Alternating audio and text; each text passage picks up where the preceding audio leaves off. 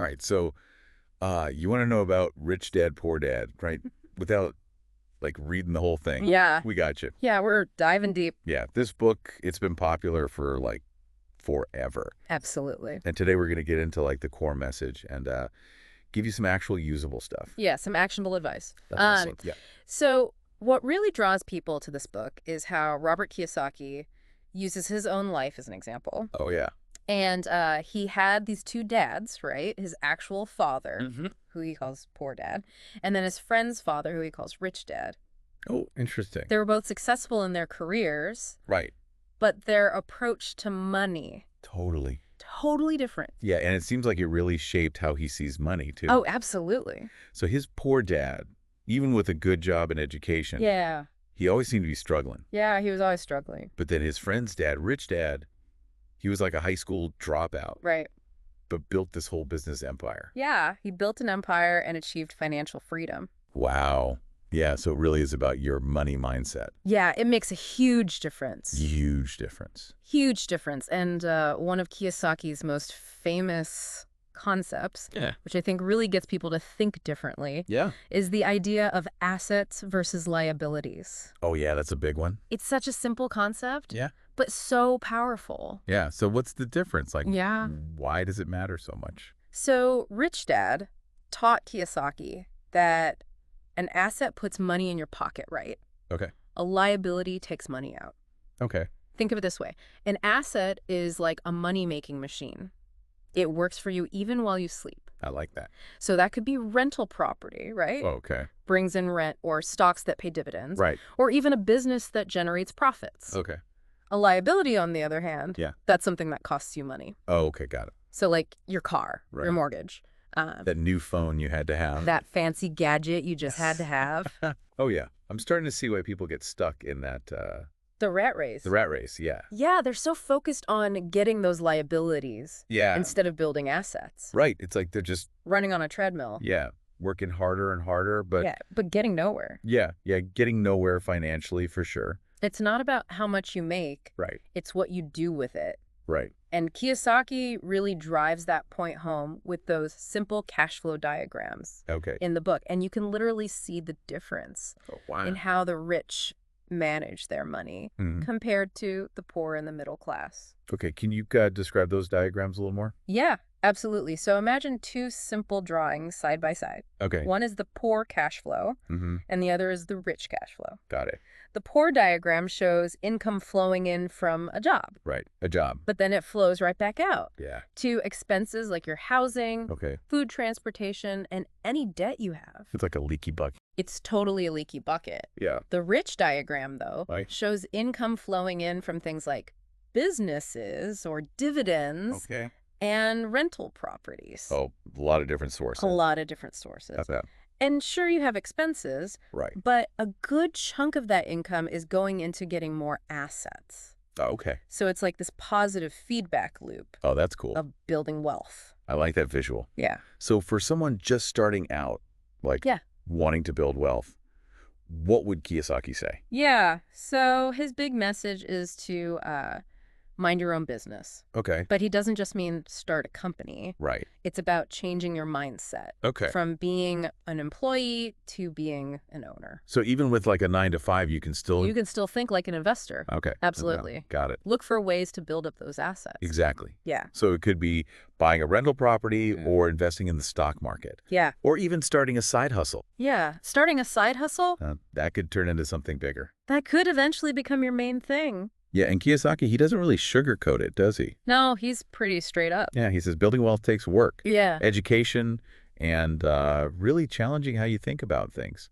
Absolutely. He's not promising a get-rich-quick scheme. No. It's all about developing what he calls financial intelligence. Okay. So this means you need to understand accounting, investing the markets, and even law, Wow, the law. how it relates to money.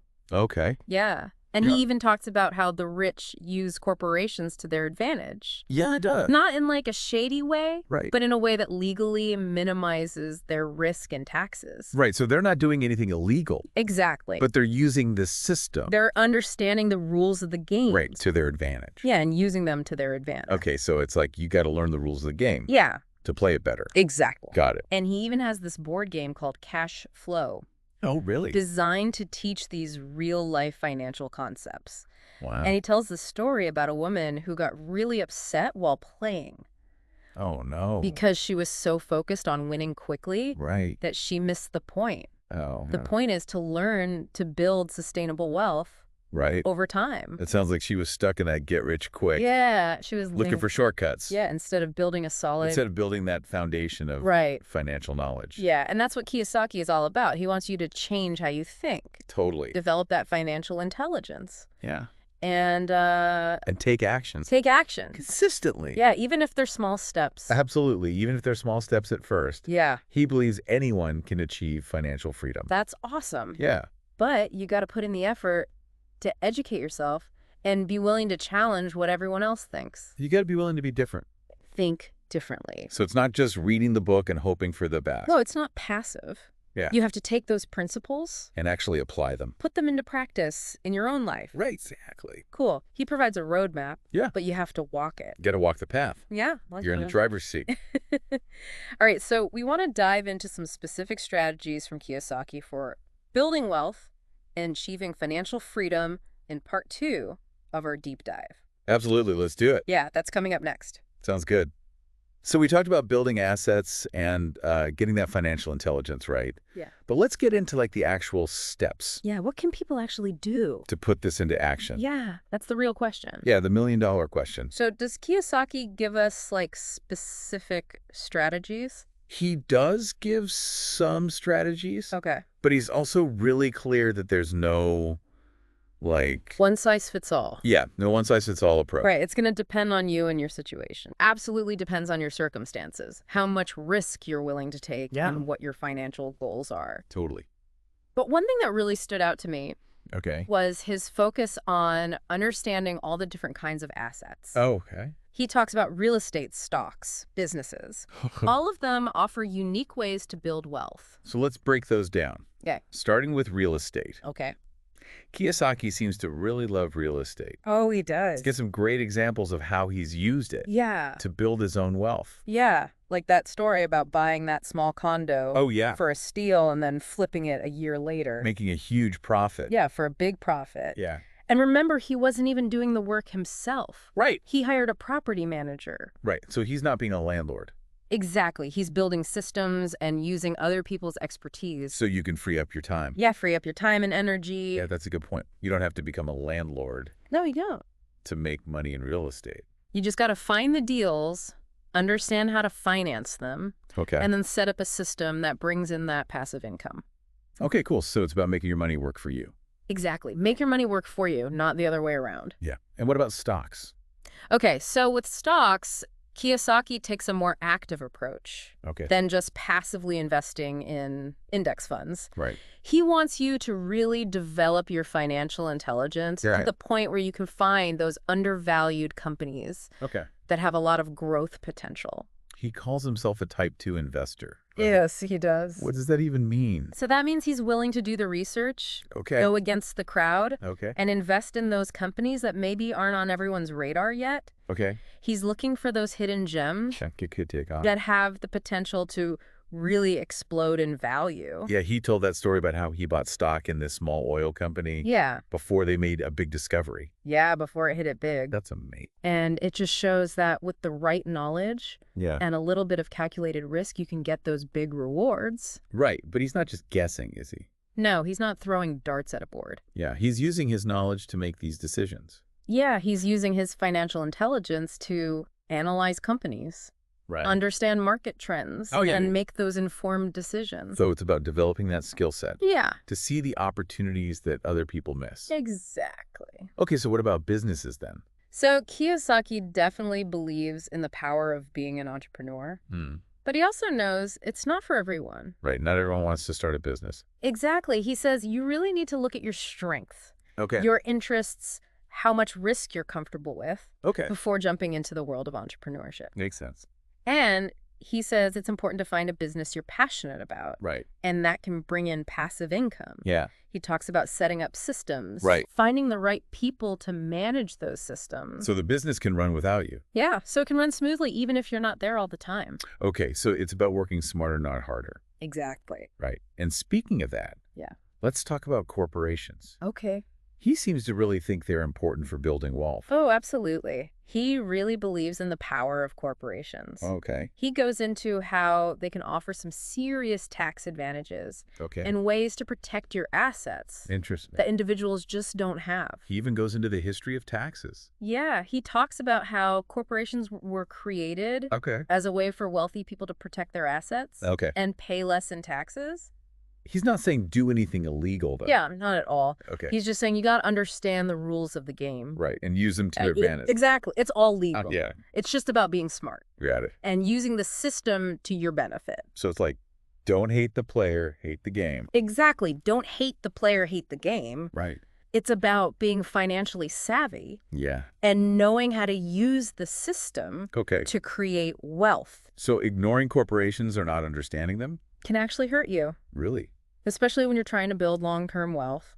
He compares it to playing a game without knowing all the rules. Exactly. You're probably going to lose if you don't know the rules. Right. And that's why he says talk to professionals. Okay. Get advice from lawyers and accountants. People who know the rules. Yeah, who specialize in this stuff. Okay, so you're not just winging it. No, you got to take control of your financial future. Right. Don't just leave it up to chance. Or follow advice that might not actually be good for you. Exactly. Conventional wisdom isn't always the best.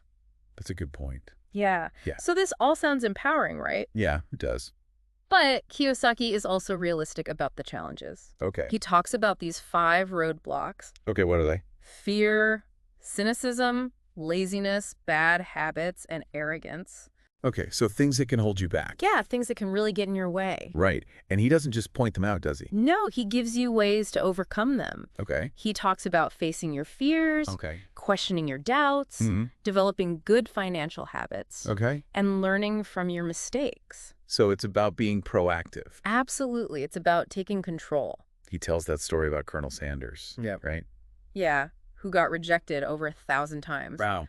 Before he finally found success with KFC. That's insane. Yeah, it's crazy. But inspiring. Yeah, it's really inspiring. So you're going to have setbacks? Oh, yeah, for sure. But it's how you respond to them. It's how you bounce back. It matters. Yeah, that determines your success. So don't let those challenges stop you. No, embrace them. See them as learning experiences. Yeah, they're opportunities to grow. So it's not about avoiding risk altogether. No, you got to learn to manage risk. And make smart decisions. Exactly. So Kiyosaki thinks that stepping outside your comfort zone is crucial. Yeah, for seeing those opportunities. For spotting those opportunities that other people miss. Right. And he says you got to develop that financial intelligence to the point where you can see things that others can't. Yeah, he talks about finding those undervalued properties or investing in those high-growth companies. Yeah, before they become popular. Before everyone else catches on. Exactly. So the more you learn about money, the more you start to see things differently. You start to see those hidden gems. Yeah, the opportunities that most people just walk right past. Yeah, and before we go to part 3, I want to talk about something that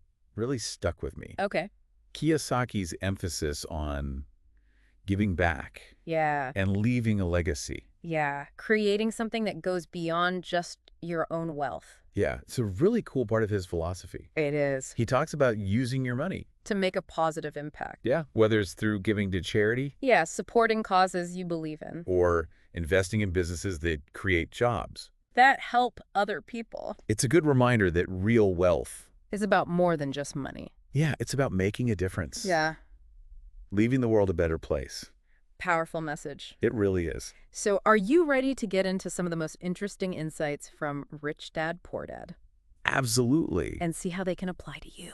Let's do it. So we've talked about a lot in our deep dive into Rich Dad, Poor Dad. We have. Assets, liabilities, financial intelligence, even corporations. It's been a journey. It has. Yeah. Let's wrap things up by looking at some of the books like most thought-provoking ideas. Okay. And see what we can find for our listeners. That's good. Okay, so one thing that always stands out to me is how Kiyosaki challenges this idea of like job security. Oh, yeah. He doesn't like that. He really doesn't. He says relying only on a paycheck can make you more vulnerable. Really? Especially like in today's world where things are always changing. Right. Nothing's really guaranteed anymore. Yeah. And he even says that job security is an illusion. Yeah, that's a pretty bold statement. It is. It kind of goes against everything we're taught. I know, right? You're supposed to find a stable job. Right. Climb the ladder. Climb that ladder. But he's not saying that all jobs are bad. No. Or that everyone should become an entrepreneur. No, not at all. But he wants you to think about your job differently. Okay. Maybe as a means to an end. So use it to reach your goals. Yeah, so it could be a way to like fund your investments or gain some skills. Yeah. Or even learn what you don't want to do. Yeah, sometimes you gotta learn what you don't want to do. For sure. So it's not about just climbing that ladder. No. It's about using your job to build your financial foundation. Yeah, and create more options for yourself. Yeah, give yourself some choices. Yeah, give yourself choices down the road. I like that. And this kind of ties into another big takeaway. Okay. Financial education is super important. It is. And it's more than just what you learn in school. Yeah, he's not a big fan of traditional education. Kiyosaki's not. No, he thinks it doesn't really prepare you for how money actually works in the real world. Yeah, you don't really learn about investing or managing your money. You learn how to be an employee. Right.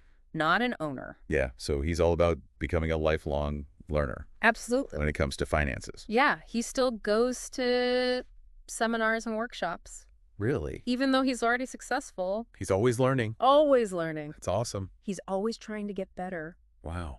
So that constant learning helps you see those opportunities that other people miss. That other people don't even know exist. And it helps you adapt as things change. Because the financial world is always changing. It is. Yeah. And Kiyosaki's not just about theory. Yeah. He's about taking action. You got to do something. You can't just read books and dream. You got to get out there and make it happen. Exactly. You have to get out there and do something. Yeah. Even if it's just a small step. Absolutely. Start small. Yeah. Take those first steps. He encourages people to start investing. Even with a little bit of money. Just start building that portfolio. Yeah. And learn as you go. Yeah. And he even gives some strategies for finding investments. He does. Like looking for those undervalued properties or researching companies that could really grow. Yeah. That have that potential. And he's not giving financial advice. No. He's empowering people to make their own choices. He wants you to make your own decisions. But he does share some insights from his own life. He does. Which is really helpful. It's valuable to hear from someone who's been there. Totally. And he also says to find mentors and advisors. Oh, yeah. Find people who can guide you. Just like his rich dad. Yeah. Find people who have already done what you want to do. Yeah. Surrounding yourself with the right people. You make all the difference. They can give you advice, support. Yeah. And even open doors for you. Open doors to opportunities you wouldn't have found on your own. Yeah. And one last thing that I really liked is Kiyosaki's focus on giving back. Oh, yeah. And creating a legacy. Yeah, leaving something behind that's bigger than yourself. He believes that real wealth is about more than just money. Yeah, it's about making a positive impact. Yeah, using your resources to make the world a better place. That's a powerful message.